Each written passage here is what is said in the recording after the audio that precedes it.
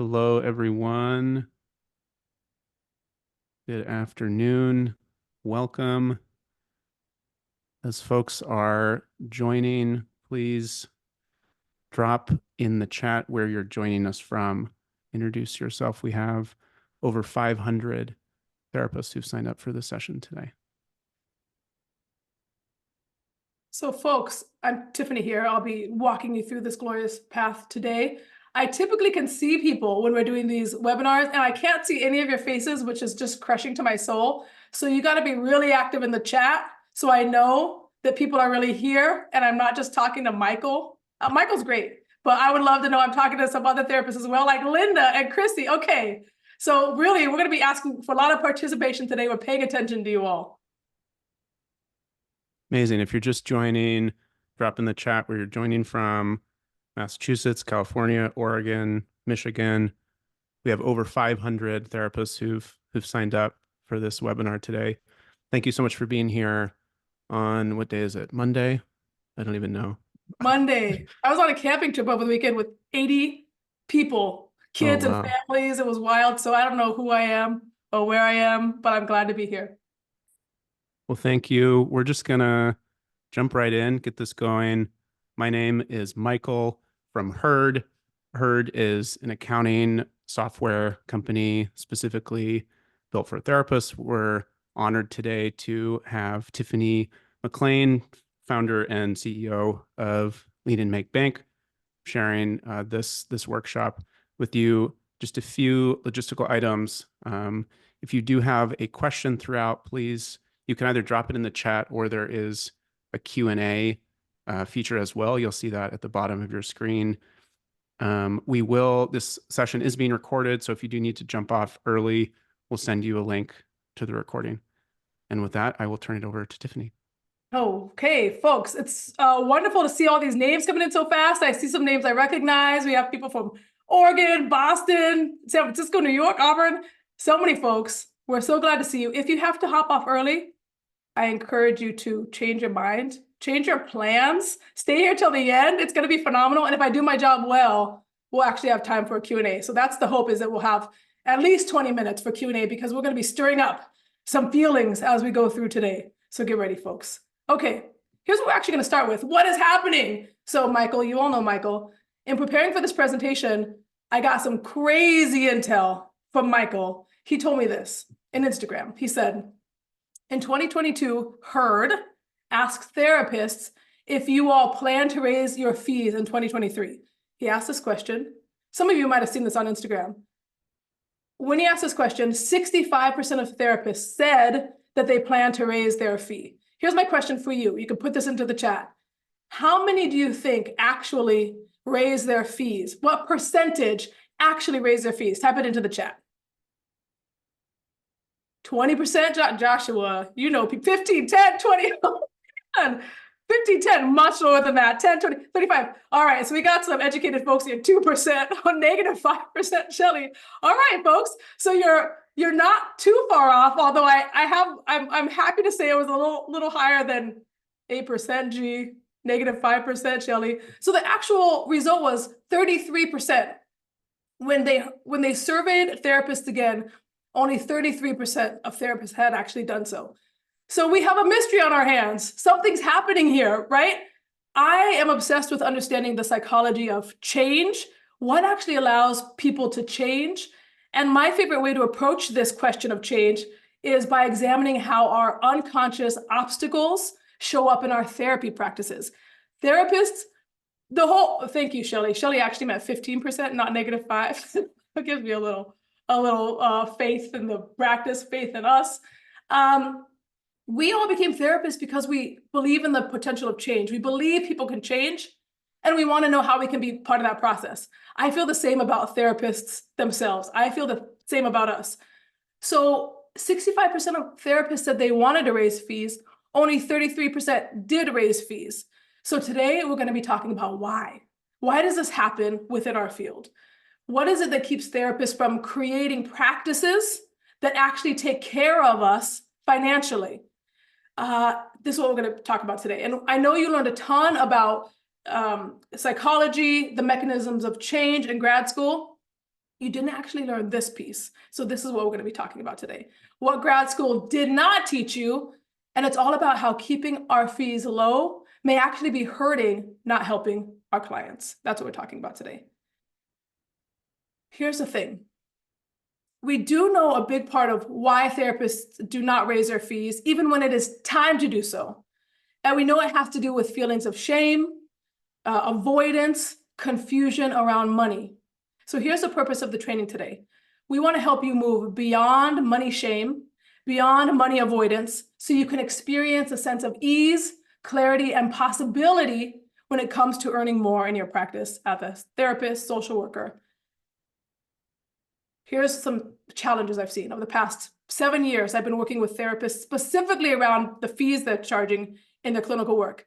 Here are some challenges I've seen therapists face over these years. First, you don't even know what's fair to charge. You become a therapist to help people, and then making money seems to go against the entire purpose of what you're trying to accomplish as a therapist. Type a 1 into the chat if you've had this experience. Man, I don't know what's fair. Is it even fair to raise my fees? Is it fair to charge? Ellie, Mindy, Meredith, yeah. Okay, a lot of 1s are rolling in. Paula, Rebecca, yes. Chrissy, all right, folks, you're not alone. You can see. How do I know? Absolutely, Chrissy says. Okay, here's another one. It feels like no matter how hard you work, how hard you care, how much an emotional toll your work is taking, you're just not seeing the financial results in your bank account at the end of the day. Type a 2 into the chat if you can relate to this. Man, I'm giving so much. I'm seeing more clients. I'm taking on more and more. Yep, Rita. Yep, Kirsten. Hi, Kirsten. Anastasia, Samantha. Yes, all right. Rafaela. And by the way, folks, you're allowed to put 1, 2, 3. A lot of these will apply to a lot of you. So no shame if you're like, man, I'm all of those. Here's another one.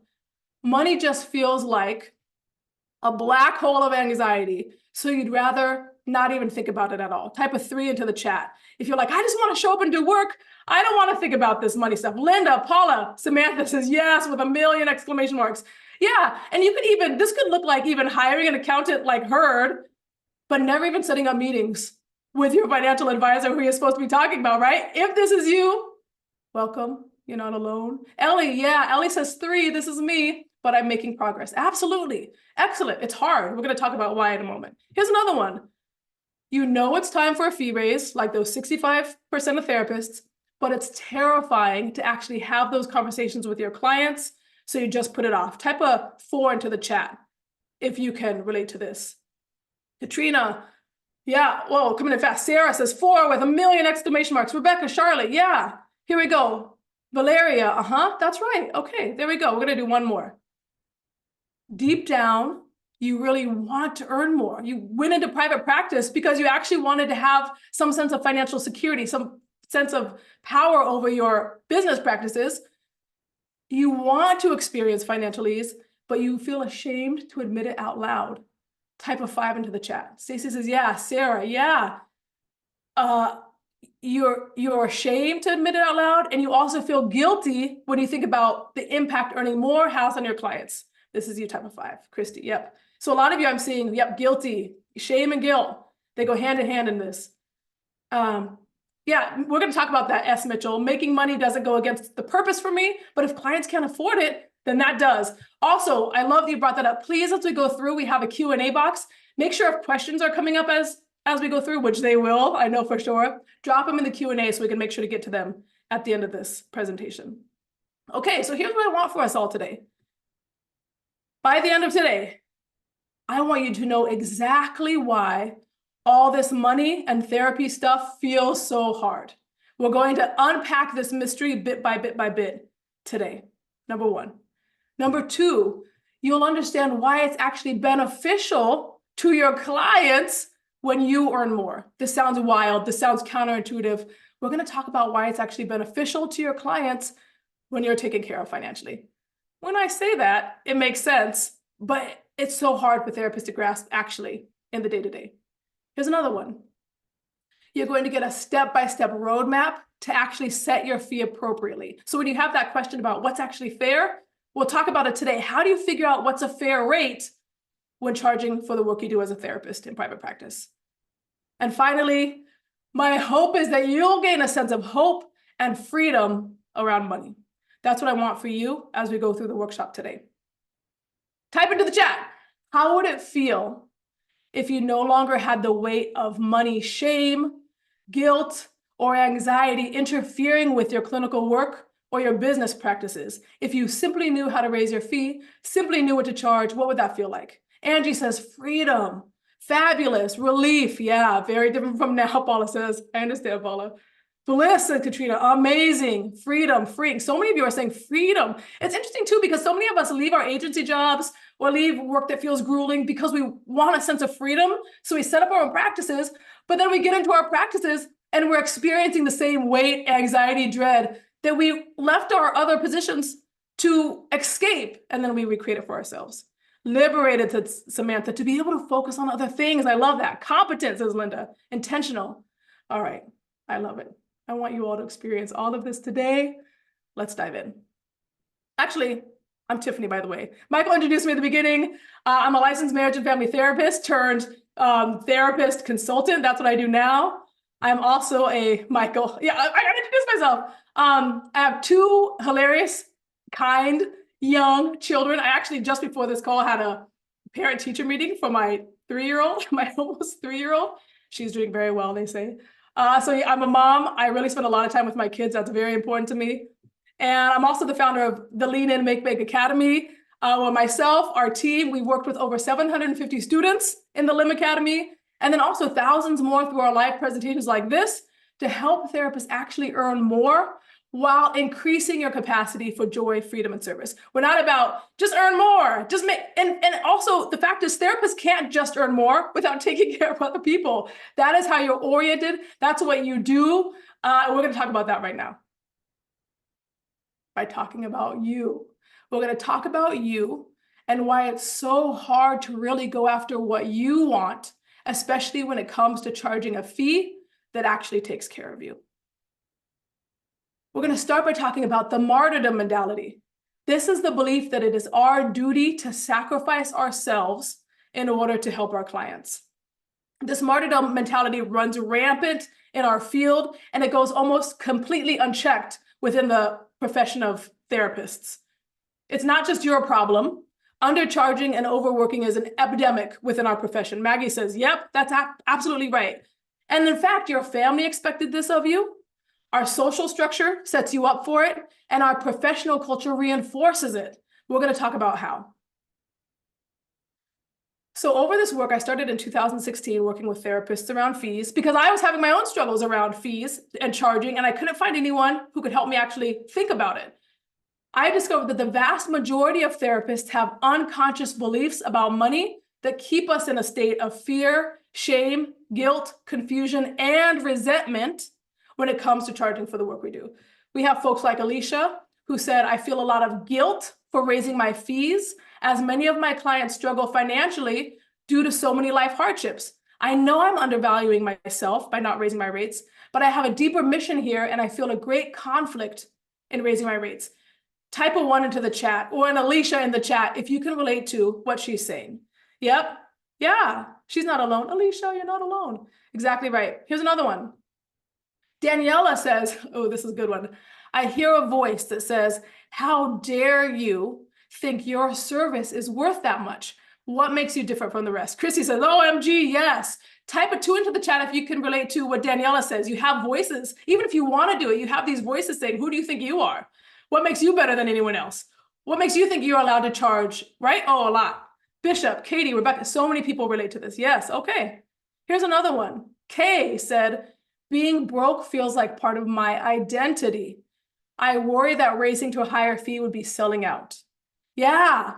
Type a 3 into the chat, or K into the chat if you can relate to what Kay's saying. Yep. I feel like I'm selling out. Imposter syndrome comes up. Yes, Rafaela, Rita. Yep, Stacy. That's right. All right, folks, you see you're not alone. This is what we do. There are a variety of reasons we therapists feel paralyzed when it comes to setting fees and getting paid for the work we do. And the fact of the matter is, you have been set up to fail when it comes to stepping into a financially secure, burnout-free practice. This was before you. This is not your fault. You were set up for this, and we're going to talk about how right now. We're going to start with your family of origin. There's a really good article written by this woman, Ella Lasky. In the 80s, she wrote this, and she found that many of us who go into mental health held the role of helper within our families of origin. This means often we are compelled to take care of others at the cost of our own emotional well-being. We mediated the arguments. We were the go-between with our parents or our siblings. We were making sure everyone else was taken care of. Put an emoji in the chat if you were in your family the helper, the one who did this role. Therapists are more likely than their siblings to be the one doing this. Ellie, yeah. I love when I do emojis because I can actually see you all put your feelings in that too. The melty face from Angie. Yes. Okay, so let's talk about this. If you are the person in your family of origin, Katrina, yeah. We didn't ask for this, but it's who we were. It's how we came up. What does it mean when it comes to raising fees and taking care of our financial well-being? Let's think about this. Type into the chat, what is one way that your role as helper in your family of origin superseded your own needs? Type it into the chat. This could be maybe suppressing your anger because you got the message that good little boys and girls don't feel anger. Yep, Chrissy says, listen, don't speak. That's right. Maybe you tucked away your sadness or disappointment so as not to burden your parents any more than they already were. You picked up, you felt, yep, right here, Angie says, holding it all together all the time. You can feel when things aren't going right, so you put your feelings in a little compartment and make sure other people are taken care of, yep. Neglected, put aside what I needed to make sure everyone else was okay, exactly right. Being in the middle of parent fights, or even a very unfortunate situation that I think a lot of us were in, where maybe our parents or adults even came to us to talk about their issues, because we were good listeners, we paid attention, and the boundaries got blurred from our parents or the people around us. Absolutely. Everyone always just had to get along. Exactly. Okay. 1,000%. Okay. So let's pay attention to this. It's no wonder then, pay attention, that your excitement about earning more in your practice, your excitement about working in your own way is followed by guilt about hurting your clients, or shame that you're taking from somebody who needs it, right? It's highly likely that from the time you were in diapers, your value or even your very identity has been tied to putting aside your own needs, putting aside your own wants, your own desires, in order to make sure that those around you feel loved and seen and valued and cared for. To start thinking about what you want actually goes against the very fiber of your being from the time you were little. So that's one. But it's not only there, womp womp. We also can talk about our larger social structure and the way self-sacrifice comes in there. So it starts in your family of origin, but we also have a wider social structure that reinforces the idea of setting aside our needs to make sure others are cared for. Ella Lasky, when she was doing this article, this therapist we talked about earlier, she talked about women in particular experiencing a triple-fold conflict around making sure their needs are taken care of. And the third thing is the one I really want to hone in on. She said women have a tendency to focus as much or more, women therapists, on the patient's financial needs as their own. If you're a woman, which about 75% of mental health practitioners are, you've got the financial deck stacked against you. Who here, you can put an emoji, when you think about, okay, I really know I need to raise my fees, your first thought is, who can afford it? Which of my clients can afford it? Which can't afford it? Put an emoji in the, yes, Samantha says yes. Put a, yep, Kirsten, yep, right. That's where your mind goes first. What's going to be the impact on other people? The second you have a thought for yourself, it goes to what's the impact? Yeah, exactly right. Everybody, yes. I totally think of your financial situation before my own, says Samantha, that's right. Exactly. And we can also look at this in a variety of different ways, depending on our demographics or ethnic background. If you were born post-1980, so if you're someone who's on the younger side of things, I guess not anymore, depends on where, anyone after 1980, you also have the financial deck stacked against you. So over the last 4 decades, the financial circumstances into which you were born will largely determine where you end up. So if you were born in 1940, a child born in the 1940s, in the average American household had a 92% chance of making more money than their parents. If you were born after 1980, that index has fallen to 50%. Only half of those who were born after 1980 are making as much money as their parents did. So depending on what generation you're born in, you have a financial disadvantage. Not only there, of course, we know how race and gender play into this. So depending on your racial demographics, there's a social hierarchy that dictates how much you are likely to earn for the work you do. So for example, if you're a Hispanic woman in the US, you have to work almost an extra year to earn as much as a white man would make in a single year. And this graph doesn't even take into account if you're disabled or if you're part of the LGBTQI community, right? So it's no wonder that when you imagine charging more, you find yourself asking, do I really deserve this? Is the work I do really worth that much? So here's what I want you to type into the chat. Where have you seen this show up, or how does it show up within your own life? What is one way society has reinforced the idea that women, minorities, and people who are first gens in their family to go to college, to have your own business? What's one way society has reinforced the idea that you don't deserve to be equally compensated for your professional work? Take a moment to type it into the chat.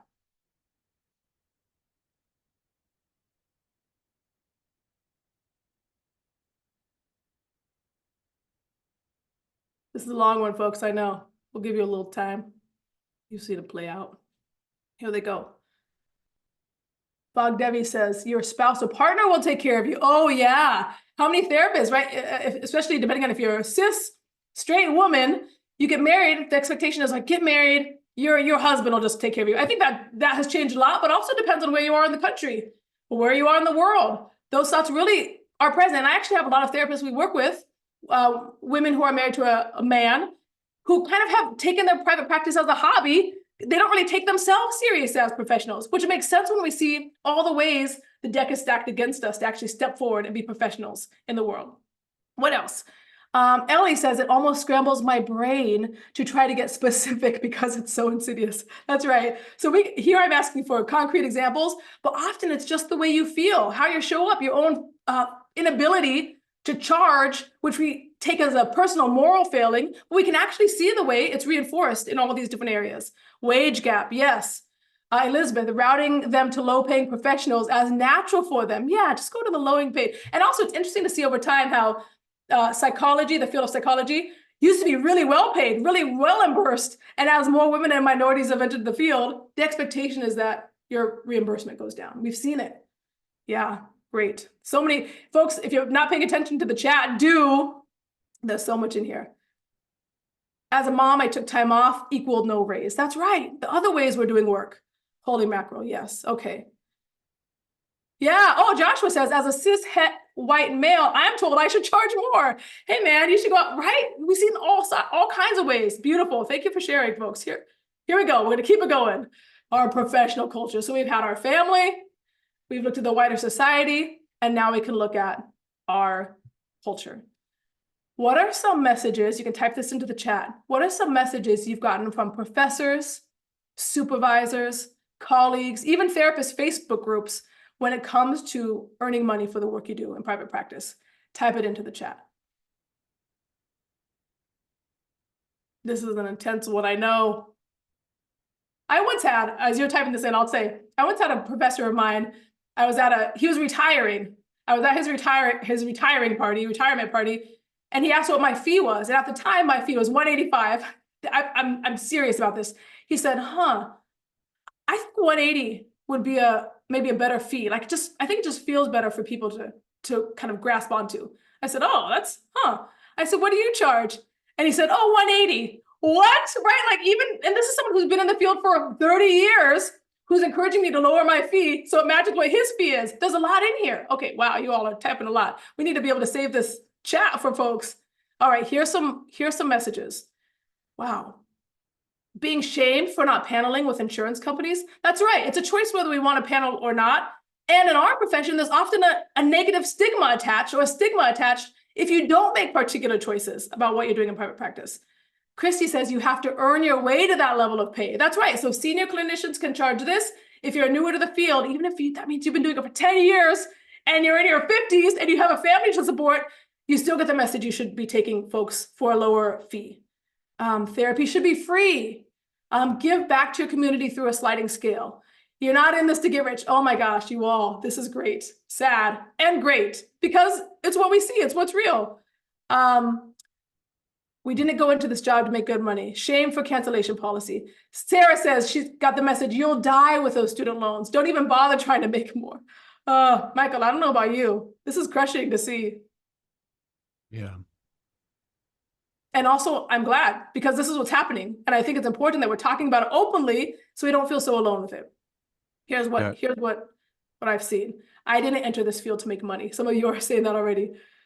Sure, you can go ahead and charge that amount and good luck finding anyone who will pay it. So kind of this backstabbing, like, oh, nobody even values therapy anymore. Maybe that's in here. Yeah, nobody wants to pay for therapy anymore. People just want a quick fix or they want to go to coaches. So even within our field, denigrating all of the work we did to get here and devaluing what we have to offer, which is vast what we have to offer. Here we go. Well, I want to be accessible to the people who really need my help, implying that if you're working with a population who can afford to pay you premium fees or pay you more money, you're not actually here to really help people. It's crushing for therapists, especially because you entered this work to help people. So these things really do get under our skin. So when we come back to this mystery, right? This mystery we had at the beginning, of course, it makes sense to worry about being ostracized from your professional community when you start to dream bigger. Of course, you feel bad when you think about raising your fees or even attempting to imagine what's possible for your practice, given all the messages you've received about why someone like you has no right to dream bigger or doesn't deserve wealth and freedom. It makes sense that when you begin to imagine more for yourself, when you begin to imagine raising your fees or getting your money in order, other voices start creeping in, whispering things like, oh, it feels like I don't actually deserve to be charging great fees. Like, why would anyone pay me that much? Or wait, if I prosper as a therapist, am I serving my clients or am I exploiting them? These doubts come in. It's not fair to charge a late cancellation fee to a client that had a medical issue or if work ran over. Who am I to do that, right? These kinds of things. Why do I think I deserve a practice where I'm taken care of financially when so many people are suffering? Yeah, that's another one too. If I raise my fees, I'm going to lose all my clients. Of course, that's a fear. Of course, that's something that comes up, especially when we've been told your whole job is to keep your fees low and pay everyone else. Literally no one is going to find what you do or even who you are to be of value when compared to this person or that person. It makes sense. So while the whole of graduate school was designed to help you understand the struggles of your clients and work to improve their situation, you failed to receive one of the most consequential lessons of your career. And it is this. By continuing to charge low fees and creating your own financial insecurity, you are participating in and reinforcing a social structure that works against the financial success of women, minorities, and upwardly mobile individuals. Ooh, I know. Sarah's like, damn, right? Pay attention to that. If you are on Instagram, take a picture, put this up there. If you want to get into some trouble, do that. But let's pay attention to this, right? By continuing to charge low fees and creating your own financial insecurity, even though you actually have created a business entity where you could actually do well, by refusing to do that, you are participating in and reinforcing a social structure that works against the financial success of women, minorities, and upwardly mobile individuals. Yeah. Linda, type into the chat why your mind was blown. We're gonna keep it. If I could see your faces, I'd be calling on all of you right now and being like, what did you see? Exactly, right? Here's the deal. Successful therapists understand that the state of their practice is a reflection of the values they hold. Not only how those values are reflected in how they treat others, but also with the ways these values protect and support them. The ways these values protect and support you. Not only your clients, but also you. Stepping into a fulfilling practice is bigger than you. It's an act of rebellion against a system that has stacked the deck against you. And many of you, this deck has been stacked for generations. This is what I mean. It's an act of rebellion to prioritize your own needs. As a woman, as a minority, as someone who has come from generations of working class struggle, it's an act of courage to step up and step out and refuse to conform to the narrative that your only mission is to serve others. And to instead hold up and model for your clients and also for other clinicians the value that your needs are important. Your desires are important, independent of your service to others, that the needs, desires, passions of women, minorities, and those who grew up in financial struggle are of value in and of themselves. Oofda. So here's what we're going to do. Yum, Katrina says. Ah, so delicious. When you think about designing a practice based on what you want, for that little you who took care of everyone in the family while neglecting herself and also probably being neglected emotionally, right? When you think about her who is told by society that she doesn't deserve to make as much on the dollar as Mark Zuckerberg, but she can, maybe be a really good homemaker or something, right? When you think about her who is told by the larger professional community after a lifetime of being disenfranchised that you were selfish, greedy, and unethical for wanting to create a practice that actually took care of you, when you think about designing a practice that rebels against these messages, what does that look like? Let's have some discussion. Here we go. How do you want to show up? So if you're thinking it's 12 months from today, you've actually designed a practice that fully takes care of you. What does it look like? How do you feel in the afternoons after your sessions? Dream. Type it into the chat. What was your schedule like that day? Ooh, Molly says, I want to be present with my daughter. Right? You can get home after work and actually be present with your daughter. Paula, not what you want, not what it is now. What do you want it to be? This is your dream, right? Therapists are so good at saying, like, here's what it is now. It's really hard to dream about where we want to go. So thinking about where you want to go. What's your energy level like after? What are you excited to do after work is over? And also notice I said in the afternoons after your sessions, not in the nights after your sessions. You're not having 8 o'clock sessions, right? If you can be home at 3 or 4, what's it look like? Energized, peaceful. I'm working 4 days a week, 4 clients a day, finish by 4. Yeah. I want energy to cook a nice dinner. I'm satisfied. I'm full, ready to engage in things that feed my soul. Yes. Beautiful. Okay, here's another one. What actions are you taking? This is in your dream practice around your retirement accounts. When it comes to taking responsibility for your financial future, what actions are you taking that you're proud of around retirement, student loans, estate planning? Even if this might freak some of you out, by the way, imagining the reality, maybe it's far from where you are right now, but just give yourself a moment to dream. Take a breath and lean into how you want to show up in these areas. What do you want to feel around your financial situation? Molly says, I want to be contributing to retirement. 529 for my daughters. Yeah, vacations. You'll also notice as therapists are dreaming, they continue to dream for their kids and their family and their friends, right? You're not just dreaming for yourself. That's okay. You're allowed to dream for everybody, as long as you're dreaming for yourself too. Christy says, I want no debt. Rita says, I'm proactive. I'm meeting retirement goals, so I feel secure in my retirement future. I love it. Contributing to my SEP without stressing out about having to do so. Beautiful. And by the way, folks, even having these conversations, I know you're working with Herd.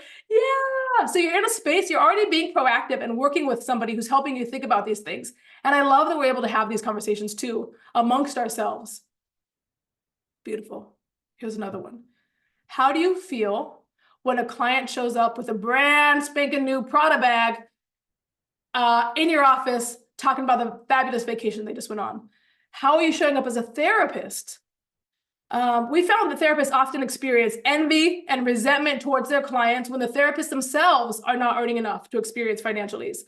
So in your dream life, and then doesn't pay their balance. Okay, so that's what's happening now. What would it mean if you were financially secure? How do you imagine you'd be showing up differently when a client says, you know what, the work has been great, but I'm going to leave. Suddenly surprises you with leaving, right? Or maybe they cancel at the last minute. How are you different if you're taken care of? Let's see what we have in here. Oh no. Here's or asked for a discount and then drove up in a Bentley. Right, folks, when we're not taking care of ourselves, when our clients actually have money or get a raise or go on nice vacations, it's so hard to actually show up steadily and do our clinical work. How do we take care of that? By making sure we're taken care of. So if you're driving your Bentley, if that's what you want, or you have your back, or you just got back from 3 months of vacation, how are you showing up differently with your clients? I'd have a waiting list, so it wouldn't worry me financially. Yes. Here we go. This is a hard one. I'm noticing in this group, it's hard for those. It sounds like a lot of folks are probably not doing well financially, so it's actually hard to even imagine, how would I show up clinically if I were taken care of? How might my clinical work be different, right? Okay, let's pay attention to that. Next, how many vacations are you taking each quarter in your dream world? When you have freedom and ease around money, how does that impact your free time? Both how much you have and also what you're doing with that free time. A week, Samantha, a week every quarter. I love it. We actually had a therapist recently in our program who went on vacation, and then she came back and let us know in the group that the whole time she was on vacation, she was worried about spending and budgeting, and she felt guilty about everything she was spending, right? So not only how many vacations are we taking, but what's the quality? What do you want? Type it into the chat. How do you want to feel about going on vacation? How much time do you want? How do you want to feel on vacations? Type it in. We have Samantha wanting to take a week a quarter. Maybe you want to go every couple of years for a 6-week trip abroad, 2 weeks twice a year. Michael wants to go 2 weeks. Michael, dream bigger. Let's go more, right? Yeah, what do you want? I want to go whenever we want. Yeah. Every quarter, Rob says every quarter. Tiffany, what are you talking about? Yeah, it's hard to even imagine. Sarah says, I want to feel unbothered on vacation. By money, by anything. I just want to be free. How many of you go on vacation and you're still worried about your clinical work or still worried about your practice back home? It's not uncommon. Samantha says restorative and nourished by taking 4 to 5 weeks off a year. I love it. Yeah. Okay. Beautiful. Bagdevi, I hope I'm saying your name okay. I want a sabbatical life, 3 months off each year. Yeah. Imagine how you show up clinically after having a sabbatical like that as just a regular part of your practice. That's beautiful. How do you feel in your body if you've set up your practice actually work for you? How are you taking care of this vehicle? What are you doing to stay fit, healthy, active? What are you doing to stay present and engaged with your clinical work? Type it into the chat. How do you want to feel in your body?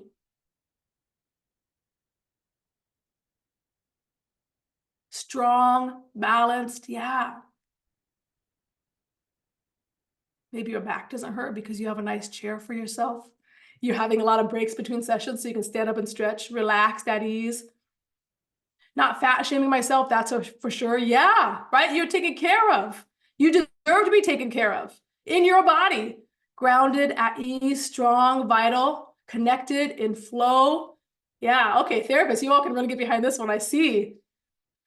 Calm, present, focused, S. Mitchell says, able to center and grounded before and after sessions. Yeah. Maggie says, I love if my back didn't hurt. Me too, Maggie. Maybe you can be going to the chiropractor or you can get massages every week. You're taking care of yourself because you have the means to do so. Yeah. Energized. Last question. Some of you had started out with this. How are you showing up as a parent or a spouse or a friend when you're not overwhelmed, when you're not burnt out, when you're not broke, but instead you have the ability to be present, easeful, engaged? What impact is that having on your relationships or your ability to form relationships? Type it into the chat. Connected and fun and energized, Ellie said. I don't know about you, but back when I was in practice, before I understood how to charge appropriately, I'd be exhausted after work. I was like, don't talk to me, don't talk to me. I just spent all my day talking to other people and making $30 per session. I don't have space for anything else, right? That's not how I want to show up. That's not how I want to be in relationship. Najeen says, I just need a personal chef and a nanny. I need that for you. Yeah, fabulous. And what would it mean if you had a personal chef and a nanny? What would be different about your evenings, your day-to-day? Yeah. Validated, says Stacy. Let me see. We can hang out whenever we want. Yeah, with friends, family, kids, and not just when my schedule allows. I create my schedule around the things I want to do with my kids and family. I love that. Rita says it will have a positive impact on my relationships, reduce stress, increased ability to plan for my future and plan for trips. You all, high five. You just spent some time doing what's very hard for therapists to do, which is imagining what you want for yourself. What do you desire? If you were just free, if you actually deserved, if you took care of yourself in the same way you take care of the people around you, if you had hope and desire for yourself in the same way you have it for your patients, this is what can happen. You all just did that. I know it's hard. So take a moment, pat yourself on the back, take a drink of whatever you have. Hopefully it's going to help us keep focused today. And enjoy. Here's what we're going to do now. When thinking about what a fair fee is, right? We have this big list. I don't know about you. I'm scrolling through my chat right now, seeing what it looks like to dream. When thinking about what a fair fee is, it's going to be tough for some of you. These questions are where you should start. Start with these questions. What's a fair fee? Your tendency is to think about what's a fair fee as related to every single client I see on my caseload. But what if you actually started by thinking what a fair fee is based on your needs and desires in your day-to-day life? Here's how most therapists set their fees. You scroll Psychology Today to see what other therapists in your area are charging, and then set it a little bit lower than that. Right? Here's the problem with this. One, you don't actually have any idea what these therapists are charging. I've talked to so many therapists who are charging $200 per session on Psychology Today, but because they're doing all kind of rigmarole behind the scenes, the average fee is actually closer to $70, right? So Psychology Today, looking at that is not how you figure out how to set your fees. Also, thank you, Ellie. This is perfect. Ellie's anticipating. Ellie knows where we're going to go. Number two, you actually have no idea what the reality of those therapists' financial situation is. Are they struggling? You know, is that $79 per session really allowing them the life they want? Probably not.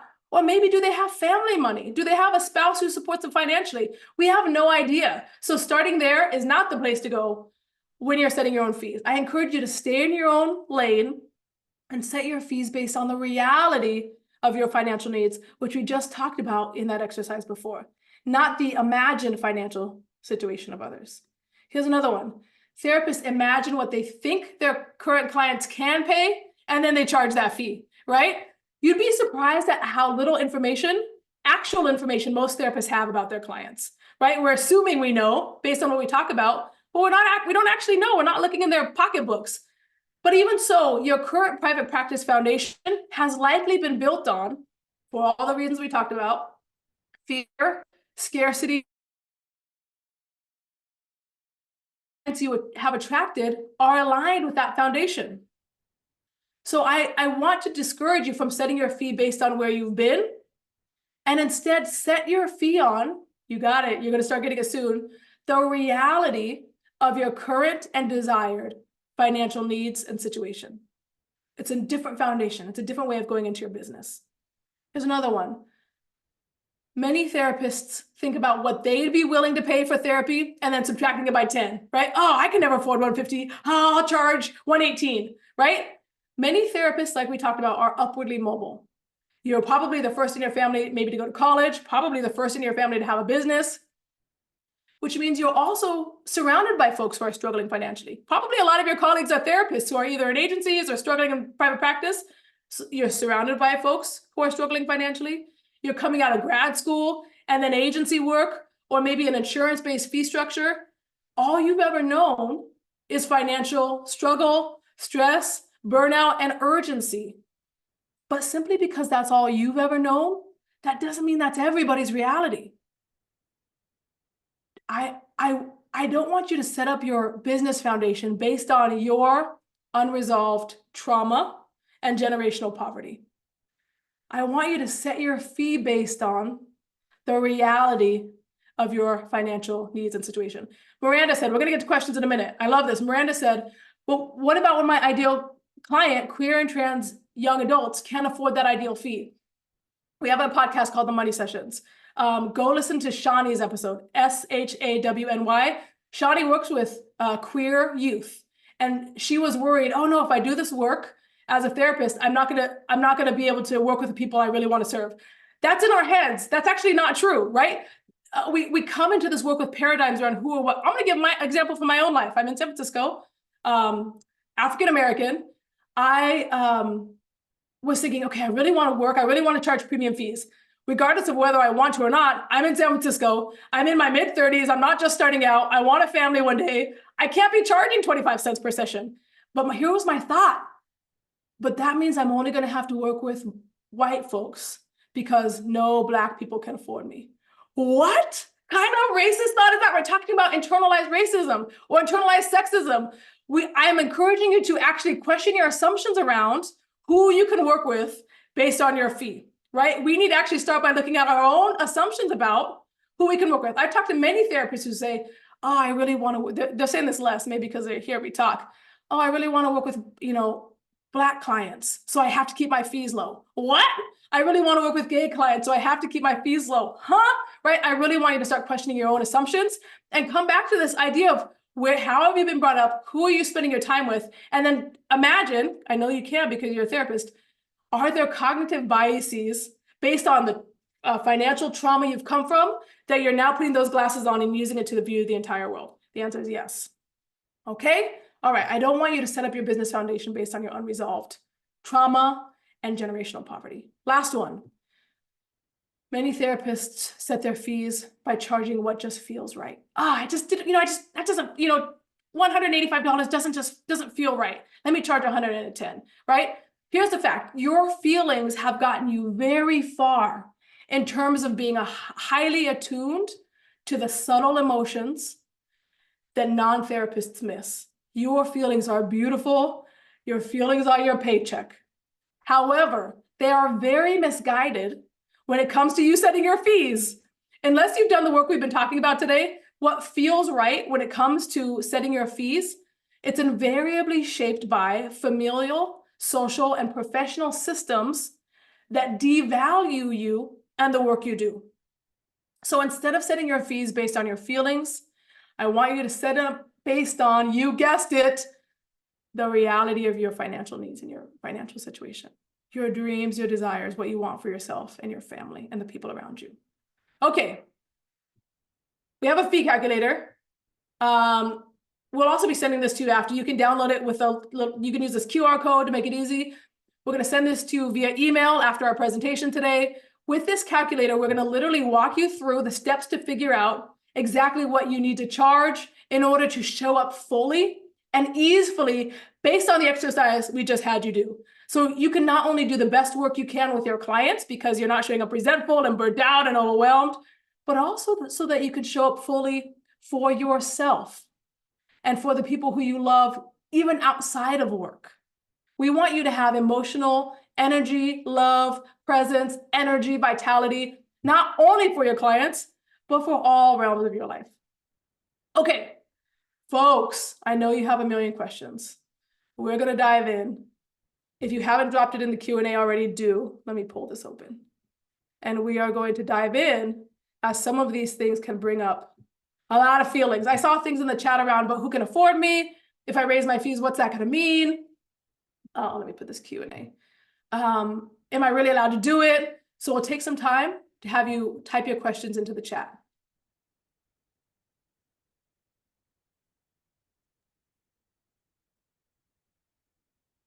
I have a question for you, Tiffany. Yes, indeed. As folks are adding their questions, what's your perspective on offering a sliding scale? Is that a way to make your services more affordable, and how does it fit in with what you've been talking about? Love this question. I think 547 people in this room have this question. I love sliding scale is fabulous. I love a sliding scale with some caveats. First, I do not, many therapists use their fears about charging. They use a sliding scale to cover over their own fears about charging. They can't imagine what it would mean to charge 200 per session. I'm just pulling numbers out of my behind.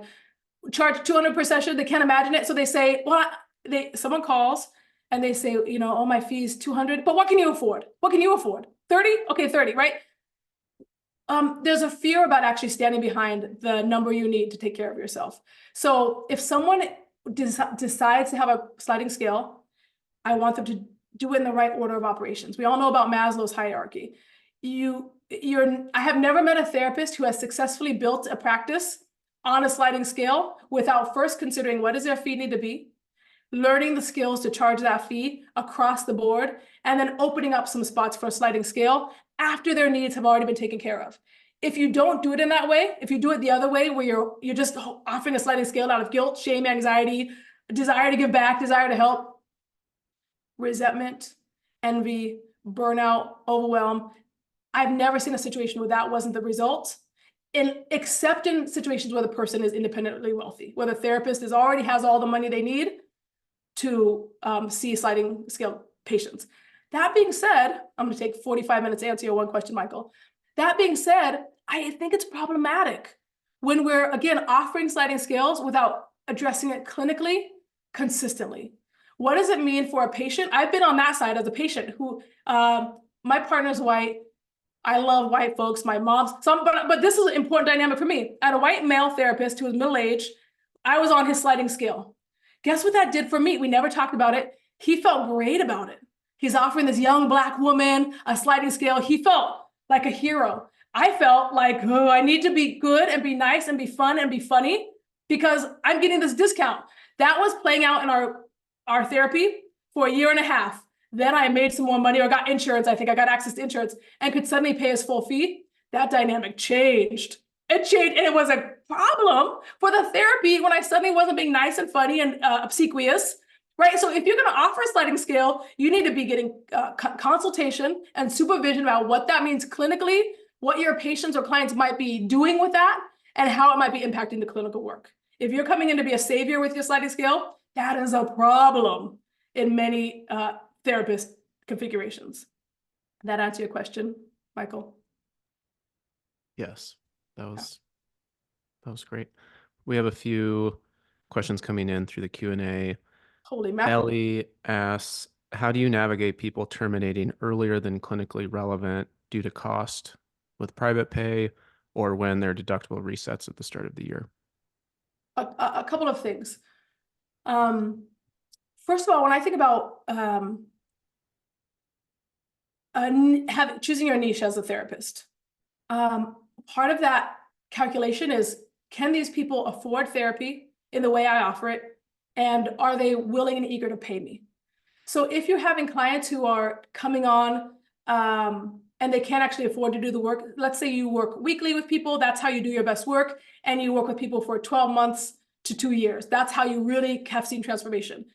In the first therapy session, part of your consultation process is, does this person have the resources, whether that's out of their own pocket or with their insurance, to be able to afford that from the get-go? So often if we're having a hard time imagining a clientele who can take care of us, it's likely because we haven't done the work we needed to establish, who am I working with, what's this base, and what kinds of things do I need to assess right up front to make sure that they're not going to have to leave therapy due to a sudden financial interruption. Now, of course, things happen in all kinds of circumstances, but they happen less when we're intentional about what kinds of practice we go into and what we're setting up from the get-go. How do you navigate charging a high fee when a client loses their job? This is great, Brenna. It goes right into what we were talking about. I'm going to say this in 2 ways. Oh man, this is tough. I'm going to encourage you to come back to, let me see what Kirsten says. Maybe Kirsten has answered this. Kirsten has done this work. I'm going to encourage you to come back to thinking about remembering that your therapy business is a business. It's a business. And so you need to be thinking ahead of time about what's going to happen if my client loses their job or their insurance. Have those discussions initially. It's really problematic. I've never known any business who can survive. I'm going to say this in 2 ways. If they're not charging for the services they offer. We know as a business how much we need to take care of ourselves. Now, if you're charging well enough, let's say depending on where you live, let's say you're charging $250 per session. You might be able to build up a reserve for yourself. We're being intentional to say, if any of my client ever loses their job or loses their insurance, I have this wellspring that I'm choosing. This is how I'm choosing to do my charitable giving, is by helping clients who may lose their insurance or lose their fee. That's one way. Another thing is, it's rare that anything can happen, but I often think of these things as a clinical situation. Regardless of if you keep working with them for free, if you build up a debt, whatever it is, I'm really big on helping you think about the clinical implications of what this means. You may end up terminating the therapy with them because you have your own children and you may be a single mom, you can't do free therapy. Let's be real. Maybe you have chronic health issues. You can't do free therapy. So then it becomes a clinical conversation around our relationship. Our clinical relationship has to end while you go out and find another job, right? I can't support you for free. We're not going to say all this out loud, but we know. So actually, let's set ourselves up for success. Go out and get your job. I'll refer you to a therapist who takes a sliding scale or who you can afford. And I look forward to the time we can come back and work together. Right? It's tough for us as therapists, but that's boundaries. We're not, a lot of therapists have codependent tendencies. So we actually need to think about what are our professional boundaries and then move forward in a clinical appropriate way. And what a beautiful way as a therapist to process a goodbye. That client may have never had a healthy goodbye. They might have been in relationships that were imbalanced and it just dwindled and became resentful and envious and terrible. What would it mean to actually say goodbye to that person in a healthy way and to model for them what it looks like to have a healthy goodbye? Lots of opportunity there clinically. Okay. That's such a great point, and I think such an important mind shift from, being a therapist to being a therapist and a business owner. Yeah. Question from Dan. I've heard it's unethical to set different rates based on what clients claim they can afford. Is that true? Can you say anything about that? I've never seen anything from the Department of Consumer Affairs. So Dan, feel free to, if you have that information, I want it. So email me, Tiffany at Lean In Make Bank, and I would love to explore that. I've never seen it. Let me see here. I do have a whole workshop I do on ethics when therapists think about what's ethical or what's not. The code of ethics actually says very little about what we can charge to who. In fact, it says it's very vague and very much left up to the therapist. I've read so many code of ethics, social workers, licensed marriage and family therapists, psychologists. What it does say in the code of ethics is we need to be doing, if you're a social worker, out there lobbying. We need to be contributing to the literature. We need to be doing cases and consultations. That's actually a clear mandate in those ethical guidelines. And I know so many therapists who are so burnt out, so overwhelmed, so underwater that they literally are not able, they're not able to contribute to the larger field. So I'd encourage you or any therapist who worries about ethics when it comes to your fees to actually charge what you need to charge and then do what the Board of Ethics actually says, which is contribute to the wider field of psychology. That's what I have to say about that. Tiffany, we only have I just want to read this note. Minutes. Yeah, go ahead. Just from Kristen. She's a Lean In Make Bank member. 4 months, I increased my fee without guilt, learned about what my psychological setbacks were, define my niche, have strategies how to scale beyond one-on-one therapy. It's possible. So I wanted to make sure that everyone here saw that. Thank you for saying that. I saw Kirsten come in. Kirsten does the work too. So we see all this and you're like, whoa, okay, I guess you just do it. It has not been easy. Kirsten has pushed herself and she's made really hard choices and really done things that are scary because she understands all the things we've been talking about up here. What does it mean if she actually steps up and makes these changes? How can she show up as a clinician in a different way for her clients, for herself, but also for all of the 500 and some people who are watching this and wonder, is this possible for me too? So thank you for sharing that. We have 30 seconds left. I don't know what you want to do, Michael. We have a lot of questions in here. I think we can wrap it up here. We dropped the link to the free calculator. Tiffany, you shared your email. Where can folks go to learn more about you and your program that you offer? I would say the best place to start is go to our website, leaninmakebank.com/podcast. We have, I think, 80 episodes of podcasts where we're literally, I think in 75 of them, we're talking to therapists about this journey, and we're about to start a new season after 2 years. We're very excited. So all these questions that are in the chat right now, we'll be addressing those in this podcast, having real conversations with therapists around real money and all the feelings involved and how it impacts the clinical work. That's what we do on our podcast called The Money Sessions. You can find it in Spotify and iTunes and all that too. Amazing. Well, we're at the top of the hour here. I want to be respectful of everyone's time. Thank you so much, Tiffany. This has been an amazing workshop. Thank you everyone for being here, for your attention. Your time. We'll share out a recording as well, because I know you'll want to watch this back to get all of those gems that Tiffany dropped on us. So thank you again, and we'll see you soon. Thank you. Thank you for having me, Michael. All right. Take care. Bye.